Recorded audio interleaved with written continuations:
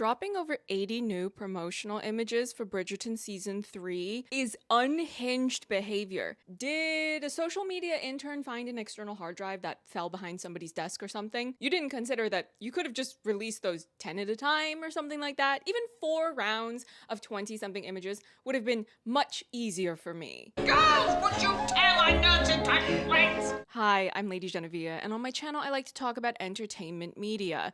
With respect, I am absolutely not going to go through and share detailed opinions about 86, or however many it is, new promotional images. That's more or less the amount I had once I downloaded the newest batch from my Netflix Press account. Now, some of these I can cluster, and some of these I will just skip altogether. Gee, I wonder what will determine which ones I skip. Death to the enemies of the people of the Republic. For context, I was already about to film a different video today. It's a video essay that I hinted at making in my video essay about the Shakespeare Easter eggs in Anyone But You. And I also have been starting to get sent my footage from the junket I did for the new Netflix series Dead Boy Detectives. Now, I cannot share any opinions about that show yet because the embargo hasn't lifted, but I am going to be doing a review of that in addition to the junket interviews that I have to edit together, so things are feeling very hectic. I thought I could have a bit of a calm period now that I got through that chaotic few days that I was talking about in my previous Bridgerton video, but Bridgerton decided, no bestie, we're bringing chaos all day, every day, and since these new promotional images decided to remember that my capybara, Benedict Bridgerton, is in fact a character on this show, I had no choice. I knew that I was going to have to address these. I wanted to give a quick welcome to the new free members that joined my Patreon. We will be doing the watch party for Bridgerton Season 2, Episodes 7 and 8 this Saturday. That is a watch party that everyone will be able to join. Most of the watch parties I do are for the paid members only, but this is a festive occasion, so it's open for everyone to join. And I also wanted to give an extra thank you to the paid patrons who have been engaging with all the extra review posts I've been publishing lately. Now let's get back into the tidal wave of new images. Like I said, I'm going to cluster some of these and some I'm going to skip just because there's so many that they're starting to feel repetitive at this point. As an example, this cluster of Penelope images, there's really not much for me to say other than she looks great, and that feels redundant to say when we've already seen a lot of promo already, especially of her as the female lead. And there's not a whole lot for me to add when I've already talked a fair bit about her and Colin during the different promotional drops that have been taking place for months at this point. So let's rewind back. We've got a cluster of images that I would guess are from the show's opening for Season 3, when you have the Julie Andrews voiceover welcoming the audience back to watch the members of the Ton get into petty rich people shenanigans. And furthermore, it's a transition to the first outing where you have the Featheringtons stepping out to where Penelope will see Eloise and Cressida are friends now, and Eloise will see Penelope for presumably the first time that they've seen each other since they're falling out. So all in all, a bunch of messy drama. Bring on the popcorn. And that would be what prompts Penelope to go start her makeover efforts and officially decide and declare that she will find a husband this season to GTFO of her evil mother's house. Portia defenders, you keep trying it and I will not be endeared to her. I refuse. Back Whoa. fuck up! Okay, Get whoa, away whoa. from me, all of you! Francesca's debut in society maybe didn't go well, or something else is off because she's having her sad piano girl moment. Clearly the rest of the family is concerned since they're eavesdropping. Maybe she's playing her go-to sad girl song, something to clue the family in that something's wrong. Oh no. Father's playing with his trains. I was thinking, what in the impractical hell is this giant train? But then when I thought about it for all of 2 seconds, I realized that it was the silly outfit from the parade yourself around like an unseasoned piece of chicken to try to secure validation from a parasite event that happens at the beginning of each season. With how much moping and brooding we've been seeing from Francesca throughout basically all of the promo that's been released thus far, I'm just wanting to know if we will get to hear her have any fun this season and join in on that signature Bridgerton wisecracking. But I do think it's cute that Gregory appears to be more of an active character in the Bridgerton family chaos this time, and that Hyacinth appears to be the one going and talking to Francesca about whatever funky mood she's stewing in. She is so nice. A quick little teaser, a sample of a delicious dish. I'm going to have a baby. Right now.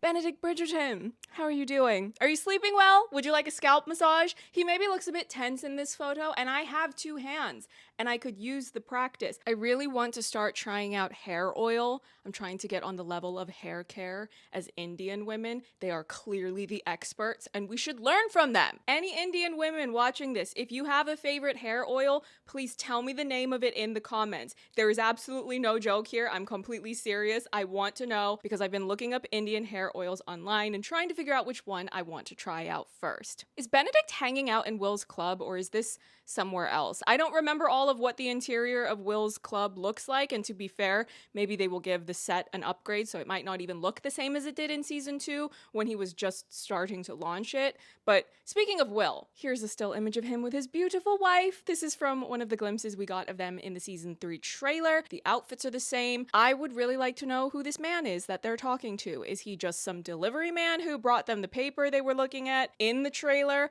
or is he someone of note? I don't know. The press account did not have the character name listed for whomever this is. Actually, circling back to Benedict, can we talk about how in this image when Eloise is looking stressed, I would guess that she's looking at the Featheringtons and more specifically Penelope, but the point is that she's very visibly distressed, and what does Benedict do? He clocks it immediately. He's the one pulling more weight than everyone else when it comes to doing emotional labor. I don't need to unpack that giant talking point. I already made a giant 97-minute video essay about Benedict. It would be ridiculous to try to repeat something I already explained in that much detail. Lady Danbury wearing white. Have we ever seen her wear white before this? I'm not mad at this. She looks good. And to be honest, it's fun to see her dressed in something different. It keeps things fresh despite us being a couple of seasons in when we feel like we know who all these characters are. I'm going to assume things are going very well with the club because it looks like Will's got one hell of an upgrade, because what is all this? But let me not be too hasty in that conclusion because I can't entirely tell whether or not this is Will coming home to his new place of residence or if he's visiting someone that is especially insistent on making sure that their employees are impeccably dressed. These outfits, I just love that they're so bold and vibrant. It's a good time. It's hard to precisely know what's going on just from some facial expressions because this could be them taking in the view of a significant change to their life, such as now having a giant household to manage, or it could be that they're tense because of a yet to be identified character that they are visiting. Only time will tell. May 16th, 1 month left to go. Colin coming home and Francesca's still wearing the chicken dress, so I would be interested to know if he comes home while the family is on their way to do the Parasite Parade, or if this is when the family has returned home from that. A couple of details. 1, the socks the Bridgerton men are wearing look so ridiculous, let's all point and laugh. 2, Kate having her arm around Francesca Bridgerton. I don't even know this Francesca, and I still love this because it shows where Kate is in her position in the family. She's this happily married maternal figure, or maybe she's more like the cool auntie. Either way, we've seen how Francesca has been stressed in basically all the promos, so I love the idea that there's this closeness here and emotional support. And number 3,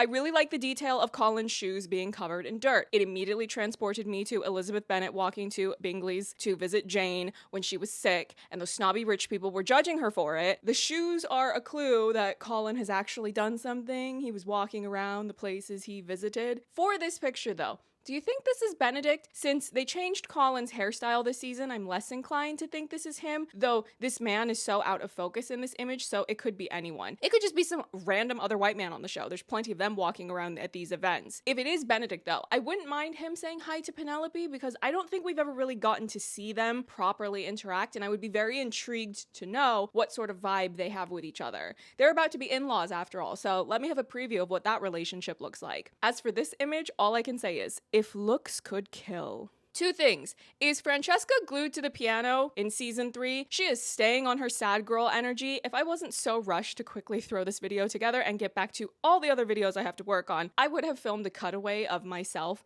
going to a piano and playing a line from Sarah Bareilles' love song purely for the bit. The second thing is, if Gregory wants to channel his inner Legolas, I think we should all support him. Let him express himself, and we all know that Archery can be romantic, so maybe he will end up having some sort of Mia Nicholas moment in 8 years from now whenever it's his turn to be the main character. Relax this end. I won't say much about the Featheringtons because blech. Ugh. But I will say that I feel like there's a noticeable wardrobe upgrade that extends beyond just Penelope having her main character glow up, because apparently having money problems weren't enough to scare Portia into being practical with the money. Also, thank you genuinely to the viewers who commented on my previous Bridgerton video to remind me that Portia kept a bunch of money from the mine scheme.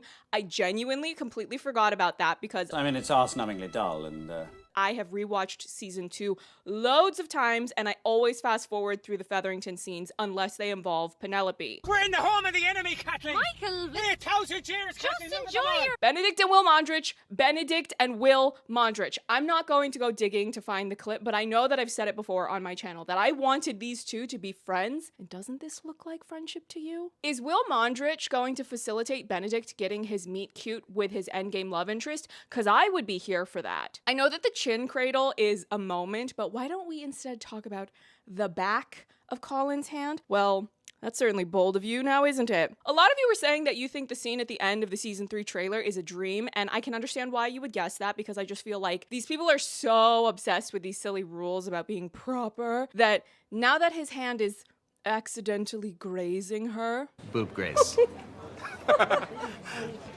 That was accidental. Accidental boob grace. It actually makes a lot of sense to me that they would at some point use an "it was only just a dream" card, but I actually think that this exchange is more likely to be the dream. If I'm looking at the outfits clearly, I think this is a different outfit from the scene that we saw at the end of the season 3 trailer. I think there's 2 different scenes we are getting sneak peek glimpses of that take place at night. It's the Mondrich babies, and all I'm going to say is I don't know what sort of arc or conflict the Mondriches will encounter for this season, but if anyone tries to do anything to harm or distress the Mondrich babies in any way, shape, or form, I will turn into Neytiri or Renal or both. Demon! I will kill you as many times as I have to. Next, we have these images of Colin and Hyacinth looking over at Benedict during a card game. And I do believe that they're looking at each other, mostly because of the 180-degree rule. Someone else is presumably sitting next to Benedict. Maybe that's Anthony's sleeve, or maybe it's Gregory's. I love that the baby Bridgertons are clearly getting integrated into more things. Now, Luke Thompson has been extremely evasive about what his storyline is for this season, but I would love to see Hyacinth getting into more of the action here. Now, whether that means having a conversation with your sister to see why she's going back to sad piano girl mode, or maybe she's doing something similar for Benedict, or maybe we will just get some signature Bridgerton banter, and the babies who haven't had as many opportunities to get in on that as the others have will now be able to do so. And I love seeing that they've been easing us into that, starting with especially season 2. Perhaps she decided she must change into a different dress. That is absurd. She looked beautiful. Lady Danbury with her hair down, now that feels like a plot twist because we really don't usually get to see her like that. She's typically very done up. She wears these tight, sturdy outfits. The hair is impeccably styled in some sort of updo. So maybe this means we're peeling back the layers of her even more. Anything would be an improvement from that prequel storyline, although I do admit I love the young Lady Danbury actress. She is fabulous both on and off screen. The hand injury that they keep dancing around in this promo, I don't know what happens to cause this. Don't spoil it for me. I keep saying I don't want book spoilers, but people keep not listening and trying to spoil things about the books in the comments. Don't tell me. You literally have just 1 or 2 more months before I will go and read the book. So just for the time being, silencio. Stop talking, Henry. Stop. Stop talking. I do want to see what happens though, because I feel like this hand thing is a big deal, but I don't know the context yet, and I'm very intrigued to know about this situation. I tried to zoom in on these cards to read the names, and zooming in was not helpful. The level of matching here is wild, but what else do we expect from a family named in alphabetical order? Oh my god, this is crazy. I am not liking all this Cressida material in the promo. You couldn't give Kate Sharma a backstory or Mary Sharma literally anything to do when they were the main characters of season 2, but now you want to give even more airtime to mean-spirited white women. Is this Netflix's Bridgerton, or is this a Ryan Murphy show? The boys are playing tug-of-war because what are men except overgrown children? There's a new character in the mix, Lord Samadani. Similar to Lord Anderson, I don't have a lot to say just yet because there is so little information to go off of when the previews that we're only seeing are mostly in still images, but from what I can gather, he has some sort of connection to the monarch, and maybe there will be some sort of storyline between him and Francesca, but ultimately I cannot speculate further when I don't even have a video preview in the trailer for for this character to give me more clues as to things like his personality or what chemistry he has with which characters. The shot that they used for Colin in the trailer where they edited it to make it look like he's reacting to Penelope doing the emerald dress reveal, I think that shot might be from this ball instead. It was hard to be as solid about this choice because that shot of Colin in the trailer is this really tight close-up where I can only get a small glimpse at what he's wearing up here, but I went back and forth between looking at that shot and these images, and for the time being, it's my guess that that shot from the trailer is instead from this ball, which leaves me to wonder, what in the world are you reacting to, Copium Colin? No one knows what it is. It's like this mad riddle that no one knows what it is, right? Another new character alert, Lady Tilly Arnold. A quick skim of online press blasts seems to reveal that she's a widow and Benedict's love interest for the season. He has a new one every time. One thing I will say about this, shall we say habit of Benedict's, is that I really like the variation and possibly the similarities that we observe across his love interests. In season 1, he had Madame Delacroix, who's a modiste who works for a living and she's got her own shop. In season 2, he had Tess, who was an artist who poses as a nude model for this art academy he's attending because that is the only way that she can get access to the lessons because the school will not admit women as students. And now we have Lady Tilly Arnold, a widow, and that on its own doesn't necessarily give a whole lot of information, but on paper, they might seem like very different women from one another. They run in different circles, so in a way, it shows that Benedict isn't picky about things that don't really matter. That's probably a further indication of how Benedict doesn't really get into playing the games of the marriage mart of the time. The marriage mart is just so artificial and people are walking around with these masks on, and not even like the fun physical ones, you know, like a cute masquerade moment, which can be fun, but I'm talking about the disingenuous masks that people put on. The deception! What I'm ultimately gathering is that Benedict wants a real connection, and I don't know if he is conscious of that being what he wants, but this is merely how I would interpret his love interests and describe my analysis of him. It's a broad one, of course, but with Lady Tilly Arnold, I don't fully know what the protocol is for women who are widows and to what extent they're even allowed to look for people to hang out with. Come in. Take your pants off. But seemingly there would be some sort of sexist stigma about it that Benedict would not care about. That's just not his vibe. If she's nice and interesting in some way, and also being attractive certainly doesn't hurt either, then Benedict will be more than happy to hang out with her. Maurizio Pucci, you're urgently needed in accounting. So I really like the subtle implications of what all of this is saying about what will potentially be in Benedict's love story. I haven't read his book yet because, you know, I don't want to know those plot spoilers. All I know is that Benedict is my favorite Bridgerton, so I will be jumping out of my chair as soon as we can get an official press release declaring that a Benedict season will be the next thing that we will get. Now, a lot of people believe that he's season 4, but I just don't want to get that into my head until I get an official announcement to confirm it. I don't know what the deal is with this hot air balloon presentation, but this character's name is Lord Hawkins. I have nothing to offer about that, but this, again, like I said, is just a quick rapid-fire skim of a lot of these promotional images because there are so many of them. Could be as high as 14 billion lira. Will and Alice, my babies, my loves, were they on the season 3 press junket? Because I need to see some couples interviews for them. I want them to talk about Will and Alice's love story together. I want it, I need it, and I need them to remove all of this Cressida nonsense I didn't ask for. We didn't learn enough the first time, apparently, to not be giving a giant subplot to mean-spirited white women. So if the Cressida subplot becomes Featherington Mines subplot 2.0, I will be fast-forwarding through all of that when we do our Patreon watch parties for season 3. Now, maybe it will be a better executed storyline that I will actually be able to sit through. We won't know until I can see the episodes. But anyway, Will and Alice, this is what I wanted to see.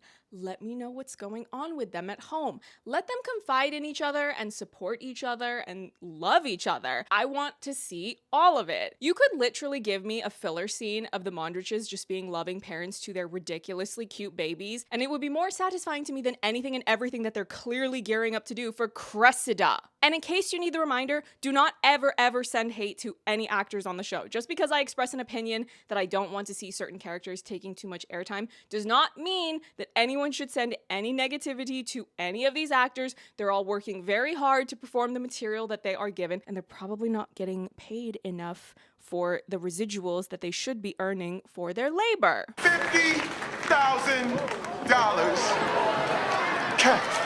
And finally, since this is a Polin season, let's really unpack this seemingly one last time, because genuinely what else do they have left to drop at this point other than the part 1 episodes themselves? To circle back to what I was talking about earlier, in the comments of my last Bridgerton video, my viewers were sharing theories that the very end of the season 3 trailer, this really dramatic Polin moment where he's approaching her really late at night and he's looking at her mouth and she's looking at him with so much emotion burning in her eyes, the viewers were speculating that this was a dream sequence. Now, we saw that shot of him waking up from the night terrors of being haunted by all the phenomenal decision-making of Mr. No Thought's head empty. No, you said it. All I have is sarcasm and a gun. Yeah, that and a right hook. So it's safe to think that we as the audience will see something that has been filmed for a dream sequence that Colin has. It's not the first time we've seen a dream sequence. If we reference season 2, Kate had that dream about Anthony, and this dreamy, breathless quality was there. There was a lot of whispering. There's a very different vibe when you're watching a dream. It feels sort of hazy and slightly out of focus, and it makes you feel like you're floating.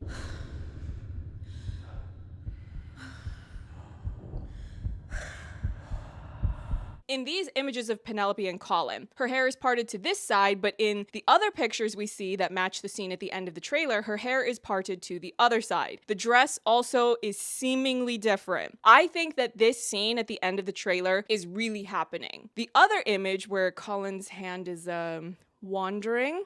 Boob grace.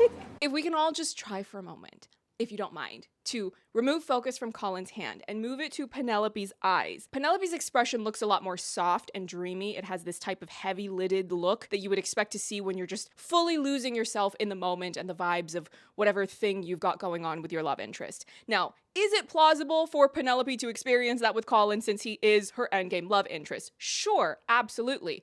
But if we are going to see Colin dreaming of something, and if I have to guess what that dream looks like based on what we've been given permission to see, this would be my guess. Whereas the other images from that scene that happens at the end of the trailer, that absolutely does not feel like a dream to me. Now, I need you to compare the difference in Penelope's eyes in the first picture, this soft look, and then this extremely intense emotion burning in her eyes at the end of the trailer.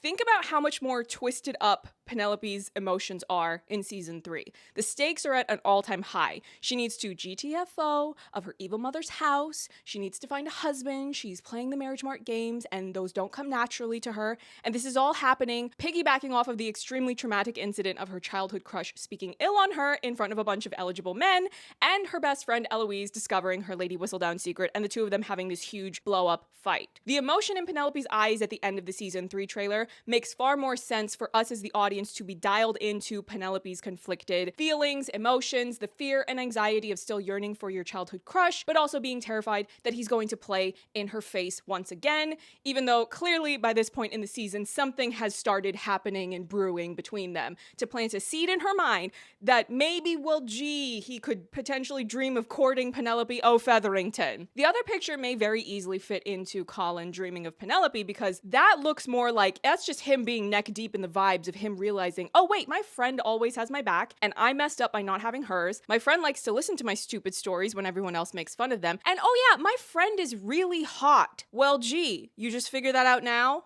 Boob grace.